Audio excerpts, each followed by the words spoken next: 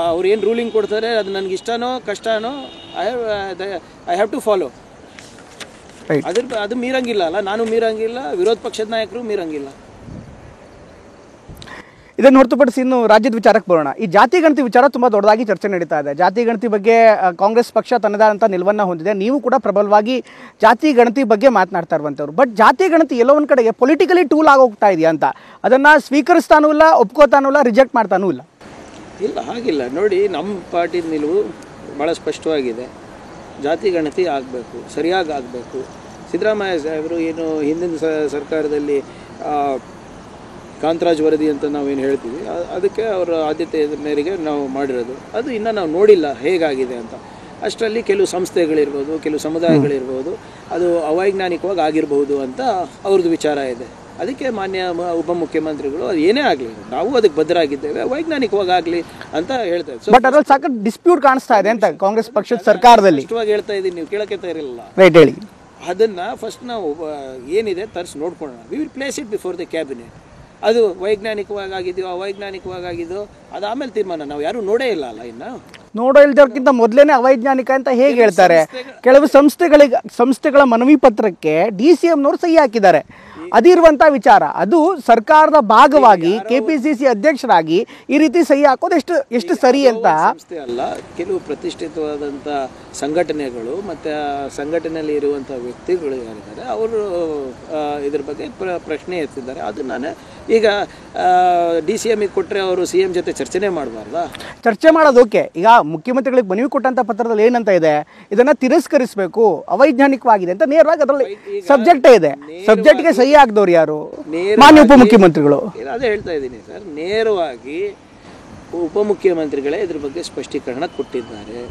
ಜಾತಿ ಗಣತಿ ವಿಚಾರದಲ್ಲಿ ನಮ್ಮಲ್ಲಿ ಭಿನ್ನಾಭಿಪ್ರಾಯ ಇಲ್ಲ.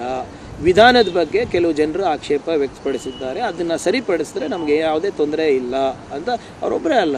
ಈಗ ಸದಾಶಿವ ಆಯೋಗದ್ದೇ ತಗೊಳ್ಳಿ, ಯಾರು ನೋಡಿದ್ದಾರೆ ವರದಿ? ನಾವು ನೋಡಿಲ್ಲ. ಅದನ್ನು ಆಕ್ಸೆಪ್ಟ್ ಮಾಡಿದ್ರೆ ಅದರಲ್ಲಿ ಏನು ನ್ಯೂನತೆಗಳಿದ್ರೆ ಸರಿಪಡಿಸ್ಕೊಂಡು ಮುಂದೆ ಹೋಗ್ಬೋದು. ನಮ್ಮದು we are very clear about it, about consensus. ಎಷ್ಟು ಜನಸಂಖ್ಯೆ ಅನುಗುಣವಾಗಿ ಆರ್ಥಿಕ ಮತ್ತು ರಾಜಕೀಯ ಮೀಸಲಾತಿ ಇರಬೇಕು ಅಂತ. ಬಟ್ ರಾಜ್ಯಸಭೆಯಲ್ಲೂ ಕೂಡ ಚರ್ಚೆ ಆಗಿದೆ. ಮಲ್ಲಿಕಾರ್ಜುನ್ ಖರ್ಗೆ ಅವರೇ ಮಾತನಾಡ್ತಾ ಒಂದು ವಾಕ್ಯವನ್ನು ಹೇಳಿದ್ದಾರೆ. ನಮ್ಮ ಸರ್ಕಾರದಲ್ಲಿ ಕೂಡ ಕೆಲವರು ಅಥವಾ ನಮ್ಮ ಪಕ್ಷದಲ್ಲೂ ಕೂಡ ಅನೇಕರು ಇದನ್ನು ಒಪ್ಪಿದ್ದಾರೆ. ಮೇಲ್ವರ್ಗದವರು ಇದನ್ನು ಎಲ್ಲೋ ಒಂದು ಕಡೆಗೆ ಜಾತಿ ಗಣತಿಯನ್ನು ಮೂಲೆಗುಂಪು ಮಾಡುವಂಥ ಪ್ರಯತ್ನ ಮಾಡ್ತಿರೋಂಥ ಮಾತುಗಳನ್ನು ಕೂಡ ಹೇಳಿದ್ದಾರೆ. ಇದಕ್ಕೆ ತಾವು ಯಾವ ರೀತಿ ರಿಯಾಕ್ಟ್ ಮಾಡ್ತೀವಿ? ನೋಡಿ, ಖರ್ಗೆ ಸಾಹೇಬರು ಬಹುಶಃ ಕರ್ನಾಟಕಕ್ಕೆ ಸಂಬಂಧಪಟ್ಟಾಗೆ ಹೇಳಿಲ್ಲ. ಅದು ಜನರಲ್ ಆಗಿ ಈ ಎಂಟೈರ್ ಹಿಂದಿ ಹಾರ್ಟ್ಲ್ಯಾಂಡ್ನಲ್ಲೂ ಕೂಡ ಏನು ನಾವು ಈ ಉತ್ತರ ಪ್ರದೇಶ, ಮಧ್ಯಪ್ರದೇಶ, ಛತ್ತೀಸ್ಗಢ ಈ ಎಲ್ಲ ಭಾಗ ಇದೆಲ್ಲ, ಬಿಹಾರು, ಅದನ್ನು ಇಟ್ಕೊಂಡು ಹೇಳಿರೋದು. ಈಗ ನೀವು ಇಷ್ಟು ಹೇಳ್ತಾ ಇದ್ದೀರಾ ಸರ್, ನನ್ನ ಒಂದೇ ಪ್ರಶ್ನೆ ಇದೆ ನಿಮಗೆ. ಈ ಜಾತಿ ಗಣತಿ ಬಗ್ಗೆ BJPಯವರು ಬೇಡ ಅಂತ ಇದ್ದಾರಲ್ಲ, ಮೋದಿಯವರೇ ಹೇಳಿದರು 2023ನಲ್ಲಿ ನಾವು ಜಾತಿ ಗಣತಿ ಮಾಡಿಸ್ತೀವಿ, ಅದು 23 ಒಳಗಡೆ ನಾವು ಜಾತಿ ಗಣತಿಯನ್ನು ಮುಗಿಸ್ತೀವಿ ಅಂತ ಸ್ಟೇಟ್ಮೆಂಟ್ ಇದೆ ಅವ್ರ BJP ಮುಖ್ಯಮಂತ್ರಿಗಳಿಂದ ಮತ್ತು BJP ಪ್ರಧಾನಮಂತ್ರಿಯಿಂದ. ಆಮೇಲೆ ಇವತ್ತು ನೀವು Madhya Pradesh chief minister, Rajasthan chief minister, Chhattisgarh chief minister ತಾವು ನೋಡಿ. ಯಾಕೆ ಬೇರೆಯವ್ರಿಗೆ ಕೊಟ್ಟಿಲ್ಲ? ಶಿವರಾಜ್ ಸಿಂಗ್ ಅವರಿಗೆಲ್ಲ ಯಾಕೆ ಡಿನೈ ಮಾಡಿದ್ರು? ರಮಣ್ ಸಿಂಗ್ ಅವರಿಗೆ ಯಾಕೆ ಡಿನೈ ಮಾಡಿದ್ರು? ನಿಮ್ಮ ವಸುಂಧರಾ ರಾಜೆ ಅವರಿಗೆ ಯಾಕೆ ಡಿನೈ ಮಾಡಿದ್ರು? SC ಬ್ಯಾಕ್ವರ್ಡ್ ST ಮಾಡಿದ್ದಾರೆ. ಎಲ್ಲೋ ಒಂದು ತೋರಿಸುತ್ತಲ್ಲ, ಈ OBC ಮತ್ತು ಈ ಬ್ಯಾಕ್ವರ್ಡ್ದು ಈ ಜಾತಿ ಗಣತಿ ಬಗ್ಗೆ BJPಯವರು ಕೂಡ ಭಯಪಟ್ಟು ಅವರಿಗೆ ರಾಜಕೀಯ ಸ್ಥಾನಮಾನ ಕೊಟ್ಟುಬಿಟ್ರೆ ಅವರು ಸುಮ್ಮನೆ ಆಗ್ತಾರೆ ಅಂದಂಗೆ ಆಮೇಶ ಕೊಡ್ತಾ ಇದ್ದಾರಲ್ಲ ಈಗ. ಇದ್ರೆ what is the reason is there?